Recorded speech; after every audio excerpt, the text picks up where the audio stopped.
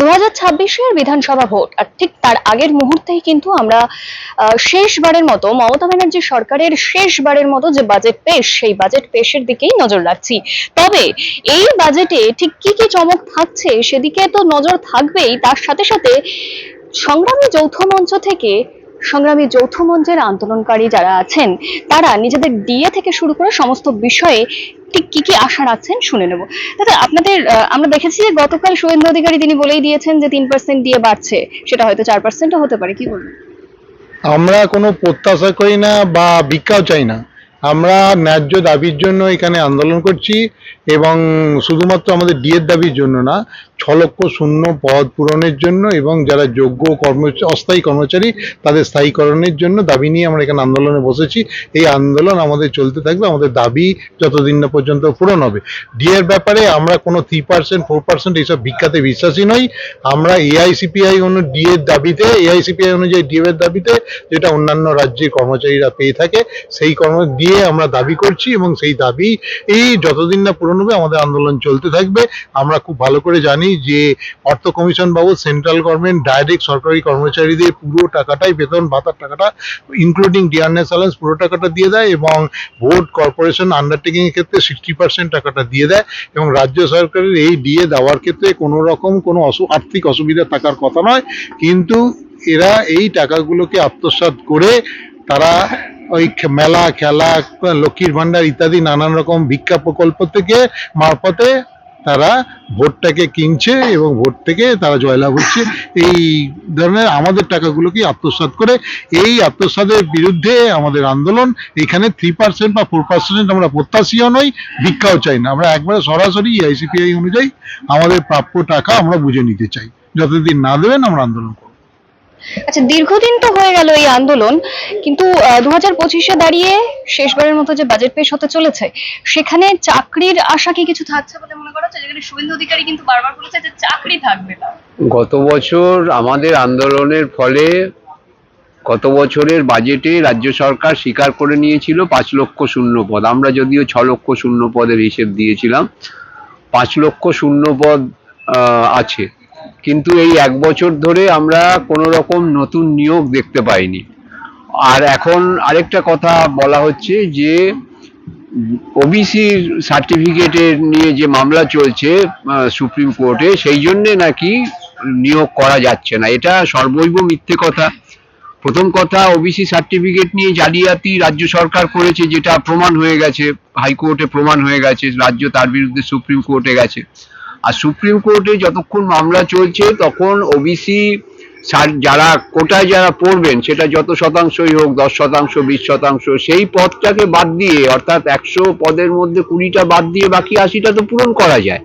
আসলে এই সরকার যাদের লেখাপড়া শিখে নিজেদের যোগ্যতায় যারা চাকরি পাবেন বা পাচ্ছেন তাদের প্রতি কোনো সহানুভূতি নেই, কারণ এদের নিজেদেরই কারো লেখাপড়া শিখে পরীক্ষা দিয়ে চাকরি পাওয়ার যোগ্যতা নেই এই মন্ত্রিসভার, এবং তাদের জেলে থাকা উচিত। এটা হাইকোর্টও বলে দিয়েছিল যে ওই 2016 মামলায় যে ক্যাবিনেট যারা সম্পূর্ণ বেআইনিভাবে সুপারনিউমারি পোস্ট তৈরি করেছিল সেই নিয়ে সিবিআই জিজ্ঞাসাবাদ করতে পারে। সুপ্রিম কোর্টেও প্রধান বিচারপতি গত মে মাসে সেটা বলেছিলেন, যদিও এখন আর সেই নিয়ে উচ্চবাচ্য শুনতে পাচ্ছি না। তো যাদের জেলে থাকার কথা তারা বাইরে থাকলে যা হয়, রাজ্যটাকে লুটপাটের অবাধ জায়গায় পরিণত করেছেন এবং রাজ্যবাসীকে তারা মাতাল, চোর, ভিখিরিতে পরিণত করেছেন।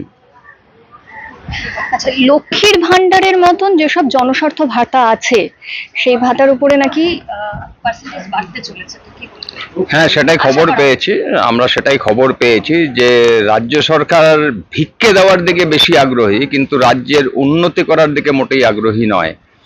সরকারি কর্মচারীদের প্রতি 100 টাকায় 39 টাকা রাজ্য সরকার চুরি করে নিয়েছে। সেই চুরির টাকাটা পুরোটা না দিয়ে হয়তো 2-3-4% দেবে, কিন্তু সেই টাকা দিয়ে রাজ্য সরকার যদি নিজের সুনাম অর্জনের চেষ্টা করে সেটা তো ঠিক নয়। অতএব আমরা চাইবো রাজ্য সরকার মানুষকে কাজ দিক, ভিক্ষে না দিয়ে কাজ দিক। মানুষ যদি লক্ষ্মীর ভান্ডারে এই 1,500-2,000-3 হাজার টাকা না নিয়ে যদি একটা সরকারি চাকরি পায়, বলি নওশাদ সিদ্দিকী কিন্তু বলেছে 5,000 টাকা দিলে ভালো হয়। একদম মোটেই আমি তাকেও সমর্থন করব না। আমি বলছি রাজ্য সরকারি কর্মী কেন হবেন না? যারা 2000, 3000, 5000 টাকা বলছেন লক্ষ্মীর ভান্ডার, সেটা না পেয়ে তারা চাকরি কেন করবে না? চাকরি করলে কি তাদের অনেক বেশি আয় হবে না? বা তাদের পরিবার থেকে মাত্র একজনও যদি চাকরি পায় তাহলেও তো তারা অনেক টাকা আয় করবে। সেটা না করে রাজ্য সরকার চারিদিকে ভিক্ষে দিয়ে বা এই দিকের টাকা চুরি করে ওই দিকে দিয়ে কিভাবে তারা ভোট কিনতে চাইবে সেই প্রক্রিয়া চলছে। রাজ্য সরকারকে অনুরোধ করব, রাজ্য সরকারি কর্মচারীদের সাথে ঝগড়া করবেন না, রাজ্য সরকারি কর্মীদের ডিএটা মিটিয়ে দিন, এতে আপনারই ভালো। কেননা এক বাড়ির মধ্যে রাজ্য সরকার আর রাজ্য সরকারি কর্মী দুটোই একটা পরিবারের অঙ্গ। অতএব একটা পরিবারের মধ্যে যদি ঝগড়া করেন, আখেরে ক্ষতি রাজ্যের এবং রাজ্যের সাধারণ মানুষের। তাই রাজ্য সরকারি যারা কর্মচারীরা আছেন তাদের প্রাপ্য ডিএটা মিটিয়ে দিন। এতে রাজ্য সরকারের যেমন ট্যাক্স আদায় হবে, তেমন সামাজিক উন্নতি বাড়বে প্রতিটা মানুষের। তার সাথে চাকরিতে স্বচ্ছতা ফিরিয়ে আনুন। এই ঘুষ নিয়ে চাকরি না দিয়ে স্বচ্ছতার সঙ্গে চাকরি দিন, রাজ্যের উন্নতি হবে। ইতিমধ্যে মমতা ব্যানার্জি বিধানসভার ভিতরে আছেন, ঢুকেছেন 2টো নাগাদ, আর মন্ত্রিসভার বৈঠক চলছে। 4টের সময় পেশ হবে আমাদের 2025-এর যে বাজেট। আশা কি রাখছেন?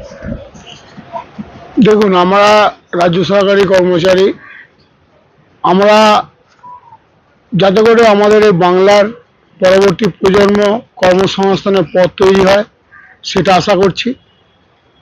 পাশাপাশি আমাদের যে এআইসিপিআই অনুযায়ী যে 39% ডি আমাদের বাকি আছে, তার তিনি নিশ্চয়ই ব্যবস্থা করবেন এবং কেন্দ্র সরকার শিক্ষা খাতে এবং বেতন খাতে যে টাকাটা অনুদান করেন সেই টাকাটা যাতে শিক্ষা খাতে সম্পূর্ণভাবে ব্যয় হয় সেটা একটা আশা করি। আপনারাও দেখেছেন, আমরাও দেখেছি, মাননীয়া সীতারামন উনি বলেছেন যে 2011 থেকে 2023-24 পর্যন্ত প্রায় 2,20,000 কোটি টাকা সেন্ট্রাল গভর্নমেন্টের দেওয়া শিক্ষা এবং চাকরি খাতে সেই টাকাটা রাজ্য সরকার খরচা করেনি, না করে তার ফান্ড বাড়িয়েছে এবং এই বকেয়া ডিএ থেকে তিনি বিভিন্ন সামাজিক প্রকল্প করছেন, যাতে করে বাংলার কর্মসংস্কৃতি ধ্বংস হয়েছে এবং বাংলার শিক্ষিত বেকার যুবকদের চলে যাচ্ছে কর্মের জন্য ভিন রাজ্যে। এটা যাতে না হয়, যাতে নতুন করে কর্মসংস্থান তৈরি হয়। লক্ষ্মী ভান্ডার বা সামাজিক প্রকল্প নিশ্চয়ই চলবে, কিন্তু প্রকৃত যাদের প্রয়োজন তাদের দিকে যদি তিনি বিবেচনা করেন আমরা খুশি হব। আমরা যারা ডিএ মঞ্চে বসে আছি, আমাদের একমাত্র দাবি সামাজিক সুরক্ষা, নারীদের সুরক্ষা এবং আমাদের এআইসিপিআই অনুযায়ী 39% বকেয়া ডিএ যাতে পূরণ হয়। যদি তার থেকে যত শতাংশ সরকার দেবে, বাকি যত শতাংশ পড়ে থাকবে, তার জন্য আমরা তার 3 গুণ এবং তীব্র আন্দোলন গড়ে তুলব। দীর্ঘ 2 বছর 17 দিন ধরে সংগ্রামী যৌথ মঞ্চে আন্দোলন করে চলেছেন আন্দোলনকারীরা। নিজেদের সমস্ত দাবি দেওয়ার সাথে সাথে নিজেদের সাথে সাথে ভবিষ্যৎ প্রজন্ম সকলের দাবি দেওয়া নিয়ে কিন্তু তারা দীর্ঘ 2 বছর ধরেই আছে। তবে 2026-এ যে বিধানসভা ভোট হতে চলেছে তার আগে মমতা ব্যানার্জি সরকারের শেষ বারের মতন পূর্ণাঙ্গ বাজেট পেশ, আর সেই বাজেটের দিকেই নজর থাকবে যে কতটা তিনি সাধারণ মানুষ থেকে শুরু করে সরকারি কর্মচারী সকলের জন্য রাখতে পারছেন।